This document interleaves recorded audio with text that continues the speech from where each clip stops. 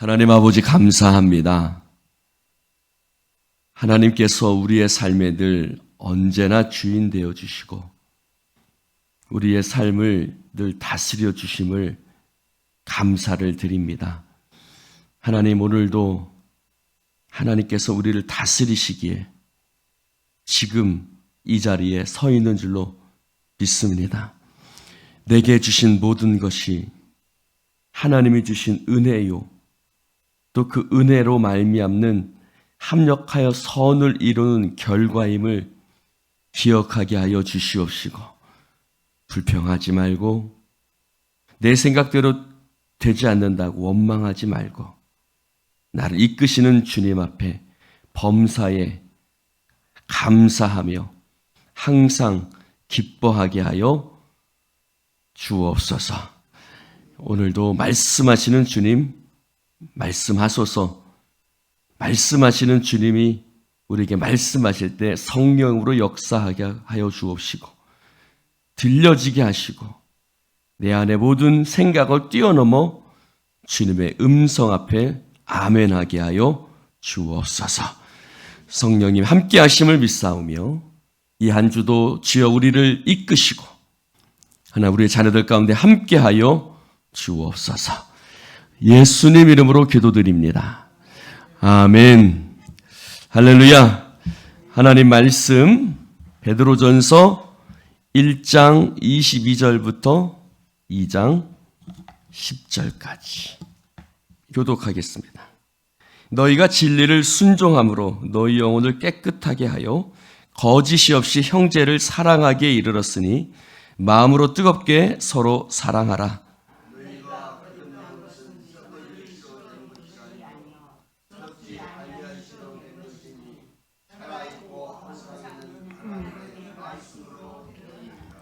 그러므로 모든 육체는 풀과 같고 그 모든 영광은 풀의 꽃과 같으니 풀은 마르고 꽃은 떨어지되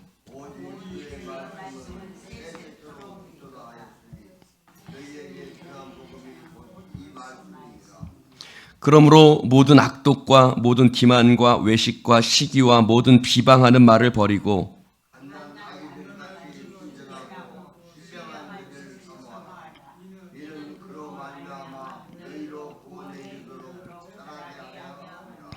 너희가 주의 인자하심을 맛보았으면 그리하라.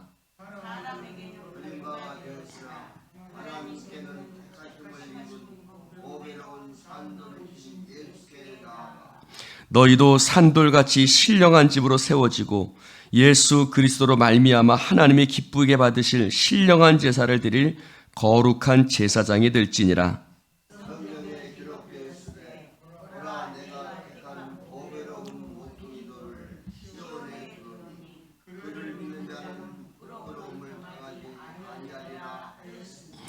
그러므로 믿는 너희에게는 보배이나 믿지 아니하는 자에게는 건축자들이 버린 그 돌이 모퉁이의 머릿돌이 되고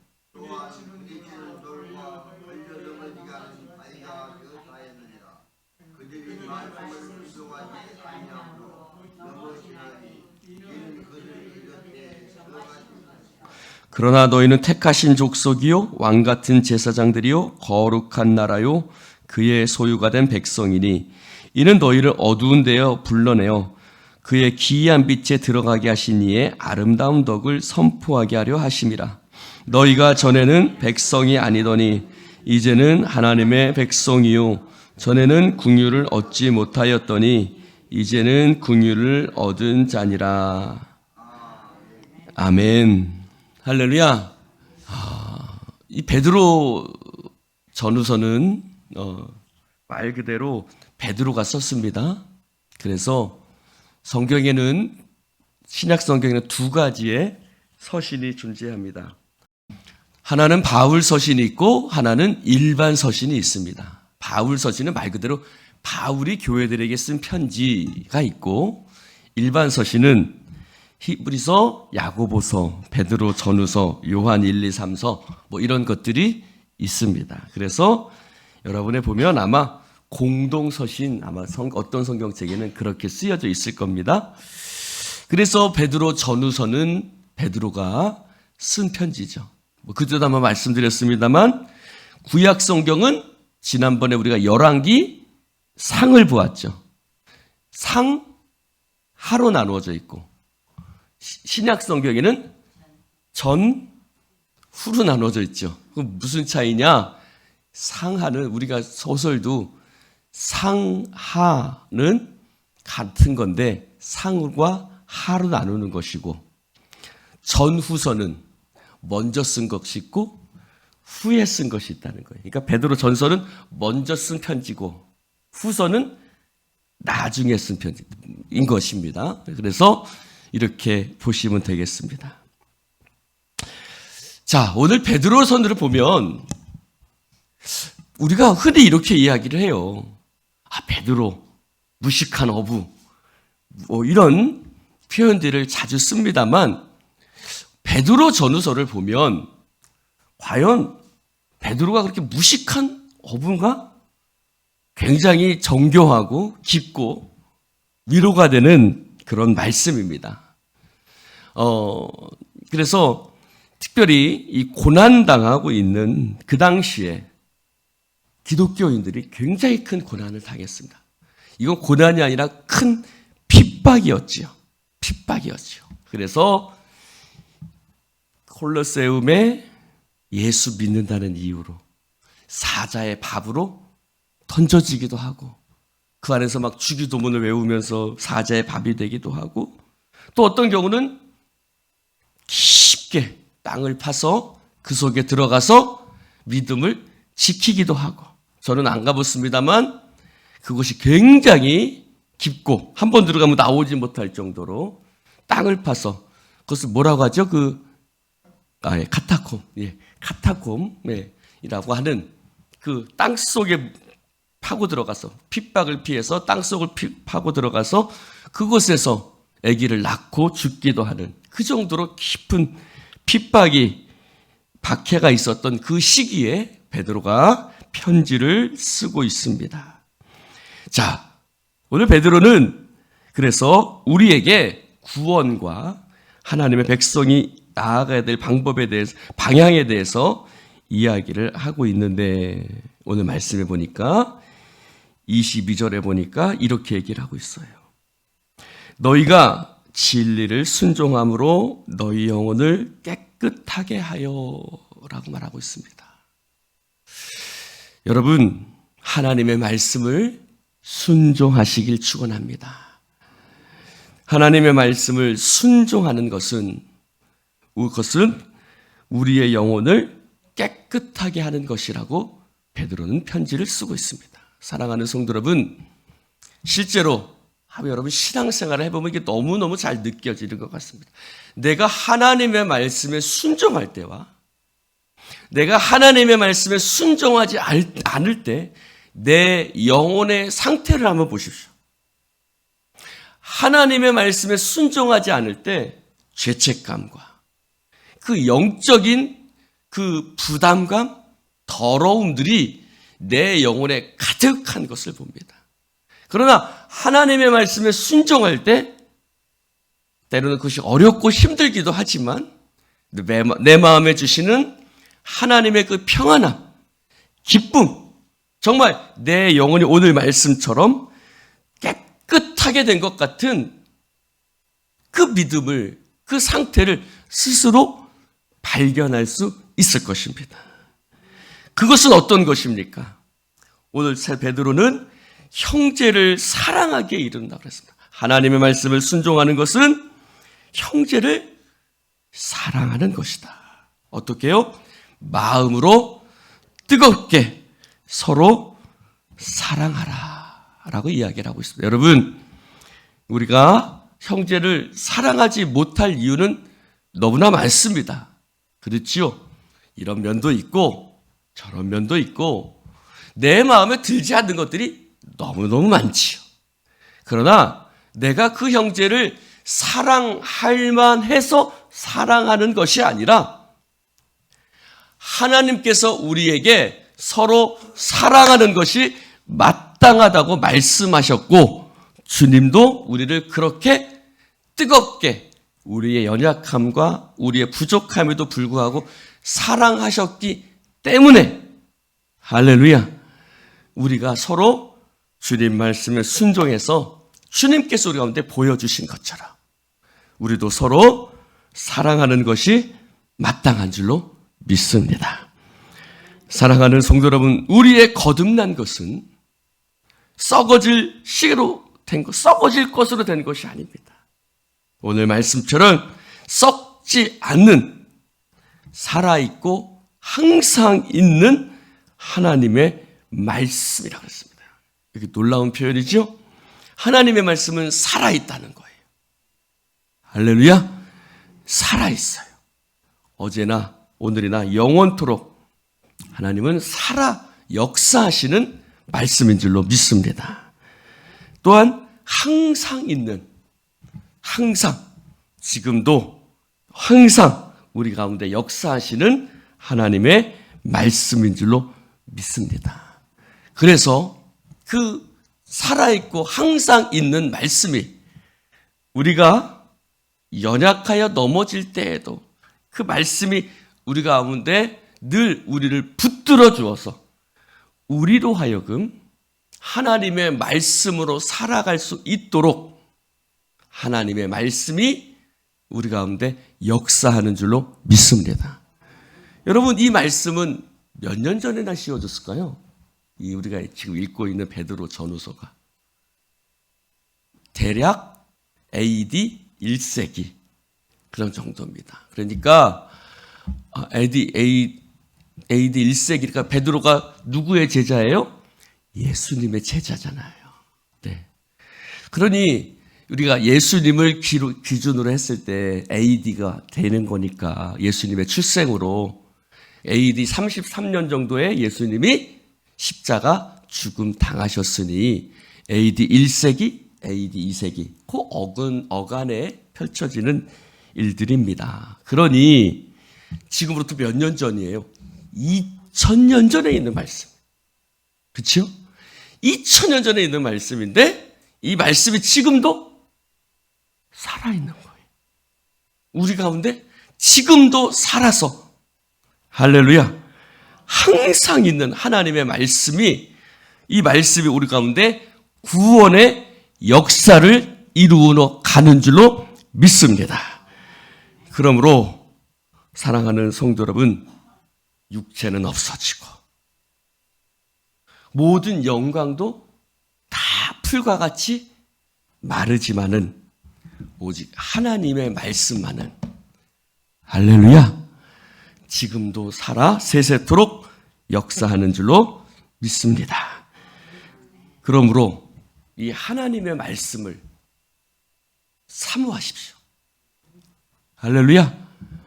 이 새벽에 하나님의 말씀을 사모하여 나오는 여러분들 잘 하시는 겁니다. 이 하나님의 말씀을 어느 정도로 사모하냐? 베드로는 뭐라고 얘기했어요? 마치 갓난아기가 젖을 사모하는 것 같이. 여러분, 다 애기들 키워보셨죠? 애기들 다 젖 먹여보셨죠? 어때요? 애기들이 젖 안 주면 어때요? 찡찡거리고 울고 분명 둘 중에 하나예요. 배가 고프거나 똥을 쌌거나 둘 중에 하나죠. 그래서 옛날에도 그전에도 애들 키울 때 보면 애기가 울면 권사님들이 그러시더라고요. 아이고 사모님 배고픈가 봐요. 빨리 애기 밥 먹이세요. 그러죠? 여러분, 근데 이 젖을 신령한 젖이라고 그랬습니다. 할렐루야. 왜 신령한 젖이라고 그랬을까요? 여기 말씀해 보니까 너희를 자라게 한다. 구원에 이르도록 자라게 한다. 여러분, 여기서 말하는 구원은 어떤 구원이에요? 우리가 예수 믿고 구원 얻는 그 구원도 있지만 예수 믿는 사람답게 살아갈 수 있는 힘을 주는 구원이 있어요. 즉 무슨 말이에요? 여러분, 젖을 먹어야 크지요. 그래야 누워있던 아기가 처음에는 어떻게 해요? 어느 날 보니까 뒤집어요. 어느 날 보니까 기어요. 어느 날 보니까 한 발짝씩 올라가는 쓰더니 어느 날인가 걷고 어느 날인가 뛰고 어느 날인가 우리보다 힘이 더 세요. 그래서 옛날에는 탁 때리면 맞던 곳이 탁, 지금도 예담이가 보면 아버지 왜 이러세요? 이제 제가 어린애가 아니에요. 벌써 지가 컸다는 거죠. 여러분 다 보셨겠지만 예담이의 은희가 다 애기였는데 벌써 반주하고 차업 지금 애들이 어저께도 이렇게 차 끌고 지가 있는 고흥까지 왔다 갔다 하는 거 보면 저게 언제 저렇게 컸지? 이제는 제가 안 해도 지네들이 알아서 해요. 말씀은요, 하나님의 사람으로 살아갈 수 있도록 우리에게 힘과 능력을 공급해 주는 줄로 믿습니다. 말씀을 먹어야 자라나는 거예요. 그래서 신령한 젖이라는 거예요. 그 젖을, 하나님의 말씀의 영적인 젖을, 신령한 젖을 먹으면 내가 하나님의 사람으로 자라나서, 옛날에는 아이고 성경책도 안 펴고 어디 있는지 몰라요. 기도하라 그러면 문제가 생기면 어떻게 기도할지도 몰라요. 근데 말씀을 읽다 보면, 말씀을 대하다 보면 이제 스스로 고난이 와도 이겨낼 수 있고, 오히려 고난당하는 이웃을 도와줄 수 있고, 할렐루야! 영적인 전투에서도 승리할 수 있는 하나님의 사람으로 자라나게 하는 줄로 믿습니다. 여러분, 젖이라는 이유는 왜 그럴까요? 여러분, 엄마 젖은 먹었다 안 먹었다 해요? 아니면 매일매일 먹어요? 여러분, 애기들한테 젖을 줬다 안 줬다 그래요? 그렇죠? 매일매일 시간 주지요. 여러분, 하나님의 말씀도 마찬가지예요. 먹었다 안 먹었다 하지 마시고 여러분, 하나님의 말씀을 매일매일 여러분 드시기를 잡수시기를 주님의 이름으로 축원합니다. 하나님의 말씀을 먹어야 합니다. 하나님의 말씀을 먹을 때 우리가 자라나고 또한 우리가 신령한 집으로 세워진다. 여러분, 이 말씀은 두 가지의 표현들이 있겠죠. 첫 번째로는 우리가 하나님의 말씀으로, 하나님의 백성으로 자라난다라는 의미가 있고, 또 하나의 의미는 성경에서 보면 집은 교회를 뜻하기도 해요. 공동체죠. 할렐루야. 여러분, 우리가 하나 공동체 가운데 하나님의 말씀을 먹고 그 말씀으로 여러분 집에서 TV 보면서 하나님 말씀, 좀 TV 보면 얼마나 많은 설교가 나와요? 그렇죠? 그러면 왜 하나님은 집에서 혼자 예배드리게 하지 않고 교회 나와서 왔다 갔다 버스 타야죠. 예? 와서 뭐 이런 집도 있어야 되죠. 왜 하나님은 이렇게 공동체를 모이게 하셨을까요? 여러분, 말씀을 먹는다고 해서 자라나는 것이 아니라 그 말씀이 공동체 가운데 함께 말씀으로 부딪힐 때 우리의 인격이 예수 그리스도를 닮아가는 줄로 믿습니다. 여러분, 말씀을 갖고 혼자 있는다고 인격이 성장하는 것이 아니에요. 여러분, 우리가 서로 부대끼면서 성장하는 거예요. 여러분, 애들 밥을 먹었어요. 커였어요. 그러면 여러분 8살쯤 됐을 때 어디 보내요? 8살 때면 8살 되면 유치원 보내면 안 되죠. 여러분도 다 유치원 다니신 분 없죠? 저도 유치원은 못 다녔습니다. 근데 8살 되니까 엄마가 여기다가 하얀색, 흰색 손수건 옷핀으로 딱 찔러줘가지고 거기다가 박정호 이름 쓰고, 예? 가방에다가 조그만 가방 하나 사가지고 거기 학교 가서 운동장에 서서 둥근 애가 떴습니다.